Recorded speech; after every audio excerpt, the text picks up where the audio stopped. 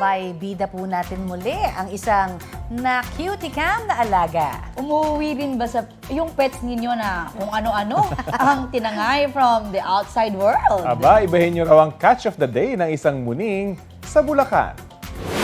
Ayan, nagmamadali pa pero smooth naman ang pagpasok ng pusang si Xander sa gate ng kanilang bahay. Ang bitbit niya pala, abay, ayun buhay na manok! Kwento ng fur dad na si Benjon Padua, nahuli ng pusa ang ligaw na manok sa kanilang subdivision. Biro na may-ari, baka raw iniisip ni Xander na wala na silang makain. Huli pero di kulong ang alaga dahil pinakawalan din naman ng manok.